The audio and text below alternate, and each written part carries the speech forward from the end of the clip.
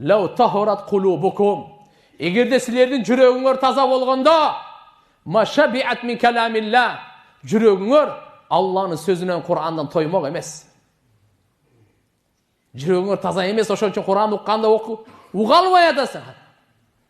Biz bugün sotkаны қарасақ, 2 saat қарайбыз, 3 saat internet açабыз.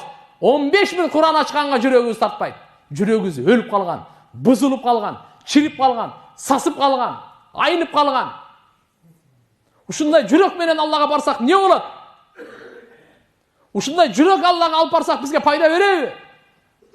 Ушундай жүрек менен биздин ортобузда ынтымак болобу? Билип билбей интернетте бирisi жазып атат, айтып атат, комментарий, ар балакат. Tanıyыбы, tanыбайбы, ушакпы, жалабы, динге зыянбы, ахиретке зыян, буга кызыктырбайт бардыгына. Анткенде буда эмне жок да? Буда акыл жок. Буда иман жок. Ойлонот эле. Буга жооп берем, Алланын алдында жоопкерчилик жок. Жанында периштелердин сезими жок. Üstüde Allah карап турганын сезими жок. Ölümdün түшүнүгү жок. Кабырдагы түшүнүк жок. Каяка баратын?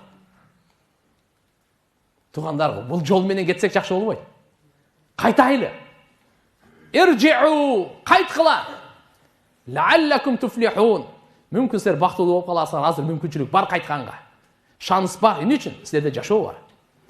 Денеңерде жан бар. Денеңерде жан чыгып кетсе, бияка келбейт элек. Бул сөздү сүйлөбөйт элек. Бул сөздү укпайт элек. Мечитке кадам таштабайт элек. Денебизде жан бар, ошон үчүн келдик. Ошон үчүн басып келдик. Аллага райымдуулугу бул дагы. Алла Таала кейде кичине өмүр берип, мүмкүнчүлүк берет. Ушу кайтып калар бекен. Жаман жолду таштар бекен. Мени танып, мага баш ийип, мага ибадат кылып, мени сүйүп, мага таянып, мага жакындап жашар бекен.